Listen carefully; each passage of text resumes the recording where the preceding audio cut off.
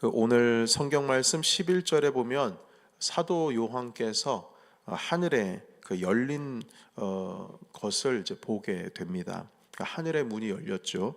그 원래는 에덴 동산에서 이 아담과 하와가 쫓겨난 다음에 주님으로 가는 그 하늘 문은 완전히 닫힌 것이었습니다. 그러나 주님께서는 성도들이 어떤 극심한 고난을 당하거나 고통을 직면할 때에 이들을 격려하기 위해서 하늘 문을 종종 열어서 하나님의 영광을 볼 수 있는 어떤 특권을 주시기도 합니다. 먼저 에스겔 선지자께서도 바벨론 포로로 끌려와서 한동안 너무나 마음고생을 하고 있을 때 패닉에 쌓여 있었죠. 절망, 그 낙심, 뭐 어찌할 바를 몰랐습니다. 그래서 그발강가라고 하는 곳에서 에스겔 선지자가 힘들어하면서 하나님께 기도를 하고 있는데, 여러분, 그래서 포로된 자들이 이스라엘 사람들은 기도할 때에 산으로 가지 않고 강가로 간다, 이 말씀을 내가 자주 드렸습니다. 우리 한국 사람들은 기도하려면 산으로 가는데 유대인들은 강가로 간다. 그래서 사도 바울도 빌립보라고 하는 지역에서 그 회당이 없으니까 강가에 가서 기도하는 여인들을 만났었습니다. 루디아라고 하는 여인을 만났었죠. 그렇게 강가에서 기도를 하다가 하늘 문이 열리는 것을 보게 됩니다. 이것이 이제 에스겔 선지자가 경험한 것이죠. 그래서 그 주님의 영광을 보고 에스겔 선지자께서도 마음 가운데 큰 도전을 받고 위안을 받았을 겁니다. 자, 그리고 신약 성경에도 보시게 되면 초대교회의 순교자 중에 한 사람이죠. 스데반 집사님께서 돌에 맞아 돌아가실 때 마지막 그 찰나에 하늘 문이 열리고 보좌에 앉으신 우리 주 하나님과 어린 양을 이제 뵙게 됩니다. 그래서 그 영광스러운 모습을 보시면서 이제 스데반 집사님께서 눈을 감으셨죠. 이렇게 하늘 문이 열리는 것이 종종 성경에 아주 극심한 고통 가운데 있을 때 열리는 것을 이제 보게 되는데요. 오늘 사도 요한께서도 이 열린 문을 보시게 되었습니다. 그리고 나서 이 하늘 문이 열리면서 다시 오실 그 주님의 모습이 보이는데, 자, 그런데 여기서 이제 예수님의 재림에 대한 말씀이 등장을 하고, 오늘 허락하신 이 요한계시록 19장 11절부터 주님께서 백마를 타고 이 땅 가운데 오시는 아주 구체적인 모습을 보여주고 있습니다. 자, 그런데 우리는 예수님의 재림에 대한 그 말씀을 읽을 때 항상 우리 마음 가운데에 궁금한 점이 하나가 있다면 그것 중에 최고로 뽑는 것이 무엇이냐면 주님께서 언제 오실까에 대한 어떤 시기에 대한 것입니다. 그래서 지금까지 초대교회 역사에 보시게 되면 재림주가 오시는 그 날짜를 어떻게 이렇게 계산을 해서 바로 이날이다 하고 자기가 계시받았다라고 하는 사람들이 정말 많이 있지 않습니까? 사이비 종파 같은. 옛날 제가 고등학교 때는 다미선교회라고 해서 1992년도 10월 26일인가 뭐 그때쯤에 온다라고 해서 한번 난리가 났던 적이 있었습니다. 이렇게 어떤 때, 시기, 그리고 어떻게 오시는지, 우리는 어떻게 들림을 받는지, 이런 것에 대해서 상당히 궁금증이 있고, 저도 그 반포에 있는 여러 개의, 반포에 가면은 상가가 한 3-4개가 있는데 거기에 기독교 백화점들, 기독교 서점들이 있었습니다. 거기서 VHS, 옛날 이렇게 비디오 테이프 있지 않습니까? 그걸 빌려주고 그러셨는데, 저는 슈퍼북이라고 하는 만화 영화, 성경 말씀에 있는 그 내용을 슈퍼북이라고 해서 그 옛날 과거로 돌아가는 그 타임머신 같은 것을 슈퍼북을 들어가서 이제 가보는 그런 이야기가 담겨 있는 만화 이야기를, 애니메이션을 빌려봤던 기억이 있어요. 그런데 그걸 빌릴 때마다 참 저 섹션은 가기 싫다, 그게 있었어요. 그게 뭐냐면은 미국에서 나온 영화였는데 휴거에 대한 영화가 그렇게 많았어요. 한 번은 궁금해가지고 한 번 봤는데요, 뭐 난리도 아닙니다. 그 뭐 못 보겠더라, 너무 무서워가지고요. 뭐냐면요, 자동차가 가고 있다가 그 사람이 휴거가 되는 거예요. 그러니까 사람은 들림받고 자동차는 어떻게 해요? 그냥 가는 거예요. 그러니까 갑자기 뭐 막 그 자동차 사고가 나고 말이죠. 아침에 잠자고 눈 떠봤더니 옆에 있어야 될 사람이 안 보이고, 그 자기는 엄청나게 이 땅 가운데서 고통을 당하고 있고, 많은 그리스도를 믿는 자들은 휴거되고 마지막 고통을 또 참고 이기는 사람들, 그런 이야기들이 담겨 있는 거 있는데 너무 무서운 거예요. 그래서 하나를 보고 나서 도저히 저런 거 이제 보지를 못하겠다 했는데, 그 종류대로 있어서 휴거에 대한 어떤 비디오 테이프들이 그렇게 많았습니다. 그러면서 제가 느끼는 것은 마지막 때에 대한 거, 그 때에 대한 어떤 궁금증과 이런 어떤 뭐라 그럴까요? 두려움이 참 사람들에게 많이 있구나라고 하는 것을 깨달았는데요. 근데 오늘 성경의 말씀에 보시게 되면 주님께서 언제 오시는가, 그 때에 대한 것이나 어떻게 오시는가, 그런 부분에 대해서 내용을 이제 말씀하시기보다 예수님이 어떤 모습으로 오시는지, 그러니까 주님이 어떠한 정체성과 어떠한 모습으로 오시는지에 대해서 오늘 성경 말씀은 더 많이 할애하고 있습니다. 그래서 11절부터 보시게 되면 예수님의 정체성, 주님의 이름, 어떤 그런 내용들이 이제 천천히 등장을 하고 있는데요. 뭐 11절에 보시게 되면 주님의 이름이 충신과 진실이다. 여러분 같이 읽어볼까요? 자, 시작. 또 내가 하늘이 열린 것을 보니 보라 백마와 그것을 탄 자가 있으니 그 이름은 충신과 진실이라. 그가 공의로 심판하며 싸우더라. 아멘. 백마를 탄 그 자가 예수님이죠. 그런데 그 이름이 충신과 진실이랍니다. 그 충신과 진실한 이름 안에 어떤 모습으로 주님께서 오시는지가 등장을 하고 있고, 그리고 또 보시게 되면 16절에 보실까요? 16절 시작. 그 옷과 그 다리에 이름을 쓴 것이 있으니 만왕의 왕이요 만주의 주라 하였더라. 아멘. 여러분, 만왕, 모든 왕들 중에 왕이면 넘버원 왕입니다. 만주의 주인들 중에 넘버원이면 정말 이 세상 비교할 수가 없는 모습인 거죠. 그런 모습으로 등장을 하고 있고요. 또한 13절 말씀 보겠습니다. 13절 같이 읽습니다. 시작. 또 그가 피 뿌린 옷을 입었는데 그 이름은 하나님의 말씀이라 칭하더라. 아멘.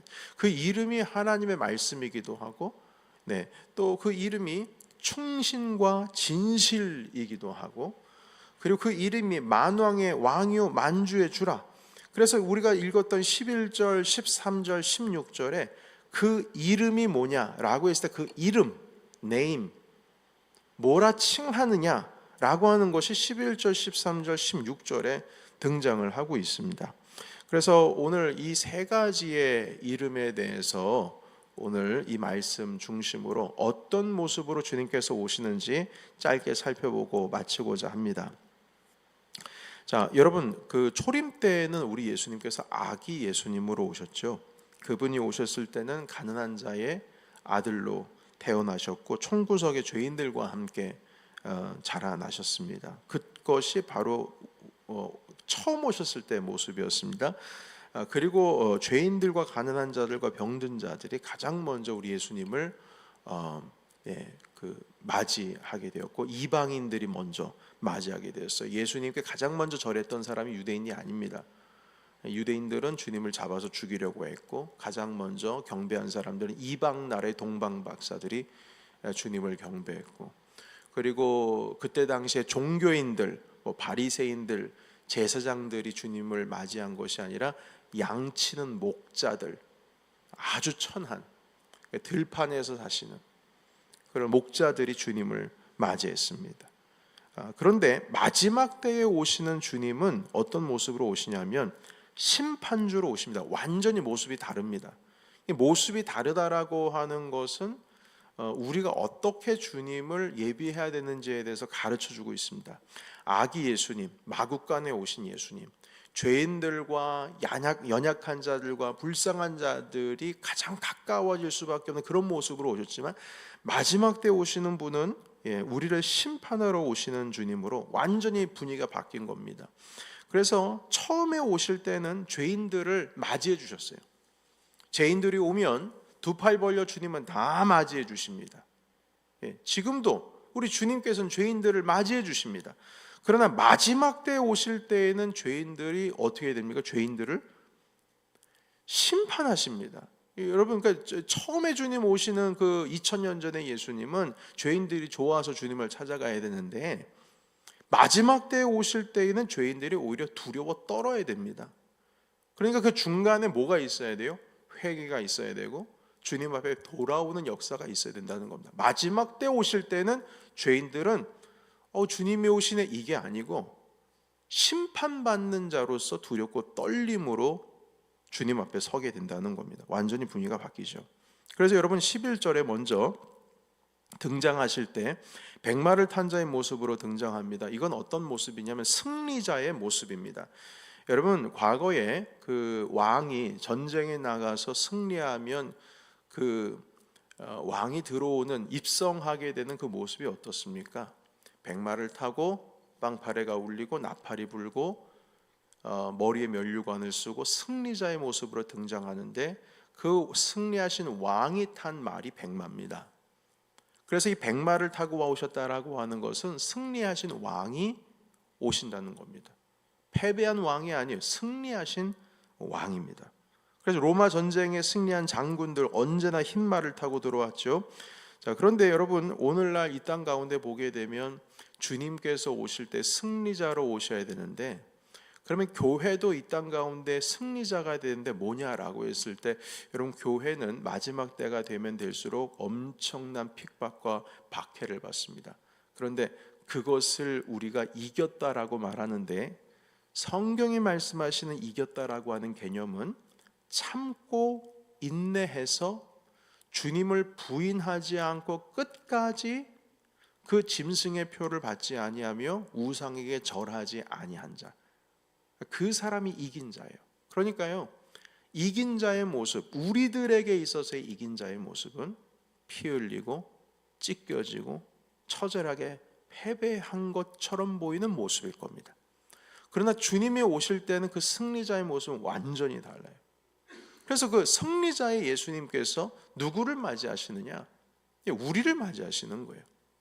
세상 사람들이 볼 때는 패배자 같지만 박해와 고난에 시달려서 끝까지 주님의 이름을 붙든 자, 그 자들이 결국 이기는 자로서 주님을 맞이할 수 있게 되는 것입니다. 여러분, 그래서 우리가 마지막 때를 살아가면 살아갈수록 주님 어떻게 살아계시다면 이러실 수가 있겠습니까? 라고 하면서 흥분할 수도 있고 이런 질문을 던질 수도 있지만, 여러분, 주님께서 최후의 승리자로 오실 때는 여러분, 주님께서는 개선 장군처럼 오실 겁니다. 그래서 이 부분에 대해서 우리가 두려워할 필요도 없고 이 부분에 대해서 우리가 낙심할 필요도 없습니다. 마지막 때까지 끝까지 이기는 자는 결국엔 주님의 영광스러운 모습을 보며 주님의 맞이함을 우리가 받을 수 있을 겁니다. 자, 두 번째는요, 12절에 보시겠습니까? 12절 같이 읽겠습니다. 자, 시작. 그 눈은 불꽃 같고 그 머리에는 많은 관들이 있고 또 이름 쓴 것 하나가 있으니 자기밖에 아는 자가 없고. 아멘. 여러분, 여기 머리에는 많은 관이 있다라고 하는 것은 면류관을 말합니다. 크라운이죠. 그런데 이 면류관이 하나만 있는 게 아니에요. 그 면류관에 많은 관들이 있어요. 여러 개의 면류관입니다. 여러분, 이것은 그 주님께서 단 어떤 한 가지의 나라만 아니라 여러 나라들을 다스리고 통치하시는 왕의 모습으로 오십니다. 그 승리자의 모습도 있지만 왕의 모습도 있어요. 그래서 16절에 우리가 아까 읽었지 않습니까? 만왕의 왕이요 만주의 주다. 그 이름이 그렇다.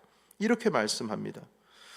그래서 여러분, 우리가 마지막 때에 주님을 기다릴 때에는 두 번째는 왕으로 오시는 주님을 기다려야 되기 때문에 여러분, 우리의 삶 자체가 우리 예수 그리스도께 헌신된 삶의 모습으로 맞이해야 이 마지막 때 주님을 모시는 자세일 것입니다. 내가 내 삶의 주인이 된다. 내 삶의 주인은 나다. 그래서 내 마음대로다. 이런 모습은 마지막 때에 왕으로 오시는 주님의 그 모습을, 우리 주님을 우리가 맞이할 수 있는 자의 모습이 아닌 것입니다. 여러분, 드라마에서 말입니다. 그 옛날 사극 같은 데에서 왕이 행차를 하고 있는데 고개 빳빳하게 들고 있으면 어떻게 합니까? 그 왕 앞에 있는 호위 무사들이 칼 빼가지고 그냥 툭 쳐버리죠. 그럼 목이 달랑 내려가는 겁니다. 베어버리는 거죠. 시위 대장이 칼로 단숨에 베어버립니다. 왕이 행차할 땐 그래요. 왜 고개를 뻣뻣이 들고 있어? 이런 거 묻지도 않습니다. 그냥 고개를 숙여라 했는데 안 숙이면 들어치는 겁니다. 여러분, 우리의 삶 속에서 우리가 하나님 왕 앞에서 겸손하지를 않으면 마지막 때의 주님을 우리가 왕으로 모실 수가 없습니다. 우리가 낮아지고 낮아져야 됩니다. 어제 야고보서에 대한 말씀을 나누었을 때 욕망, 내 욕심 때문에 결국에는 우리가 겸손하지 않고 교만한 삶으로 말미암아 우리가 무너진다는 말씀 함께 나누었죠. 주님 앞에서는 겸손해야 된다.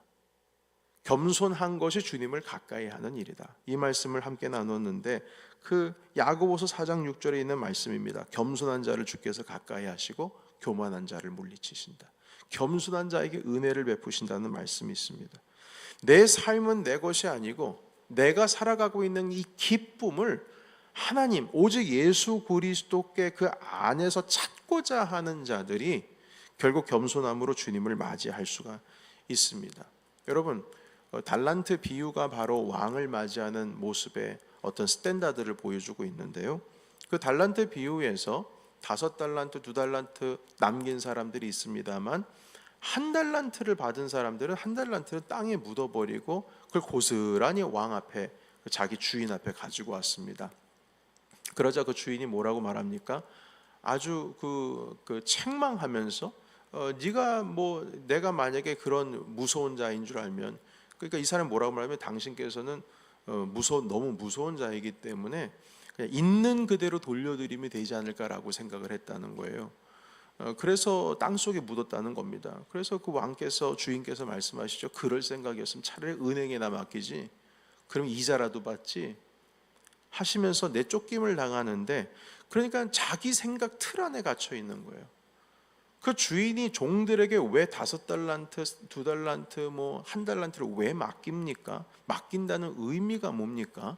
그 의미는 그것을 가지고 결국 네가 가지고 있는, 내가 너에게 맡긴 그것을 가지고 일으켜서 이 가업을 일으키고 일으키라는 말씀으로서 그걸 주신 거예요.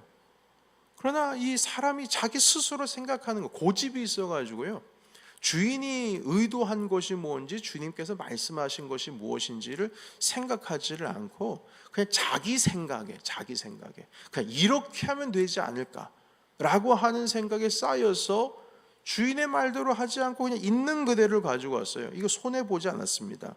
만약 비즈니스 해가지고 손해를 보면 당신께 혼날 것 같아서 내가 그냥 그대로 가지고 온 겁니다. 이건 자기 생각이죠. 겸손한 게 아닙니다. 교만한 거예요. 주인이 무엇을 원하는지를 분명히 얘기를 했음에도 불구하고 자기 생각대로 그냥 살아간 거예요.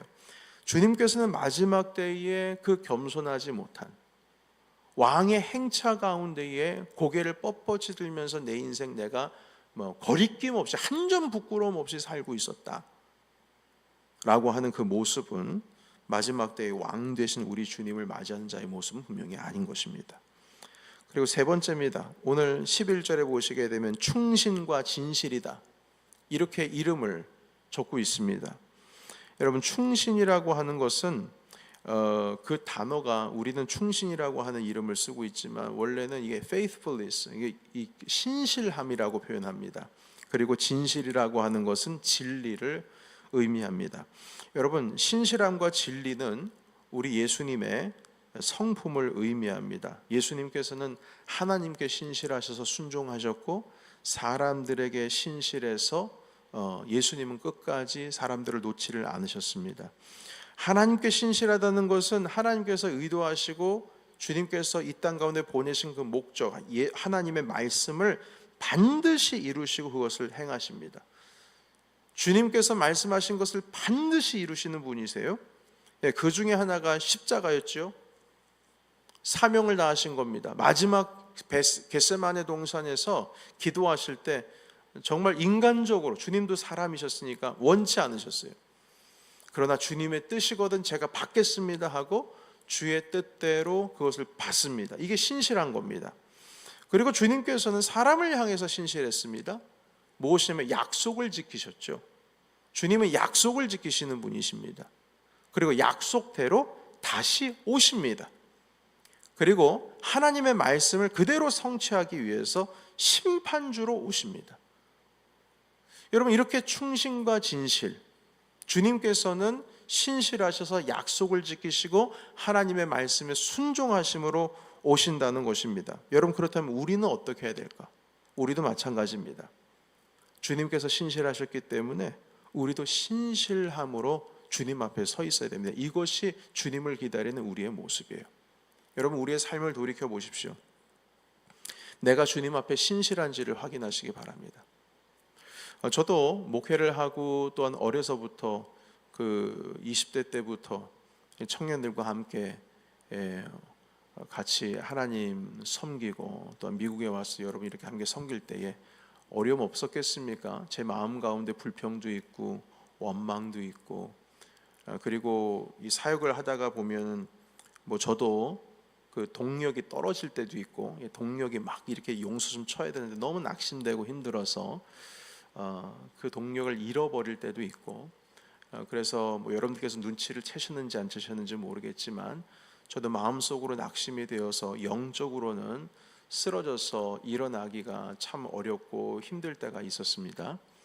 그때마다 생각한 것은 무엇이냐면, 환경을 보거나 제가 지금 붙들고 있는 이 일어나지 못하고 있는 아주 그냥 어지러워서 헤매고 있는 그 어떤 그러한 모습들을 보면 저도 좀 더 눕자, 좀 더 자자, 차라리 그냥 여기가 좋사오니 하면서 그냥 눌러붙은 채로 일어나기가 싫을 때도 있습니다. 환경을 보면은 그 마음이 더 짙어져요. 그러나 제가 이 생각을 많이 했습니다. 내가 지금 하나님 앞에서 신실한가? 내가 주님 앞에서 신실한가? 이 생각하면 가만히 있을 수가 없습니다. 주님이 나를 향해서 신실하셨듯이 나도 주님을 향해서 신실합니다. 그리고 벌떡 일어납니다. 신실함이라고 하는 것은 주님께서 나를 믿을만 한가? 맡길만 한가? 그것입니다. 여러분, 우린 주님 앞에 신실해야 됩니다. 주님 다시 오실 때 주님의 모습이 신실함과 진실된 모습으로 나타나시는데, 우리의 모습이 주님 앞에서 신실하지를 않다면 그 심판의 자리로 가는 거죠. 여러분, 그래서 오늘 주신 말씀을 이제 보시게 되면 우리 주님의 이름이 있었어요. 충신과 진실함, 그러니까 신실함과 진실이죠. 그리고 만주의 주요 만왕의 주라는 것과, 그리고 또 그 이름이 하나님의 말씀이다. 그 입에서 말씀의 검이 나오죠. 그리고 머리에 관을 썼다라고 하는 표현이나 백마를 탄 승리자의 모습이나 이런 것을 보시게 되면 주님이 어떤 모습으로 오시는지를 보고 우리가 어떤 모습으로 주님을 맞이해야 될지를 이제 우리 갖출 수 있게 되는 것입니다. 초림에서 오실 때는 아기 예수님, 힘없는 예수님, 그냥 때리면 맞고 십자가에 못 박으면은 바보처럼 다 못 박혀서 죄인들을 위해서 피 흘리시고 죄인들을 가까이 하시는 모습으로 오셨지만, 마지막 때는 승리자의 모습으로 심판하러 오십니다. 죄인들은 그 앞에 있을 수가 없어요. 서 있을 수가 없습니다. 마지막 때 주님을 맞이하는 모습은 신실한 자의 모습, 이긴 자의 모습, 그리고 진실된 자의 모습, 그리고 나의 삶을 모두 다 왕 되신 주님께 맡겨드리고 주님 앞에 겸손함으로 고개를 숙인 자의 모습, 이런 모습이 바로 마지막 때 주님을 기다리는 자의 모습입니다. 오늘 이 말씀을 통하여서 주님, 마라나타 예수여 어서 오시옵소서. 주님의 교회는 거룩한 교회로서 우리 주님을 맞이하신 저와 여러분이 되시기를 예수 그리스도의 이름으로 축복합니다. 아멘. 기도하겠습니다.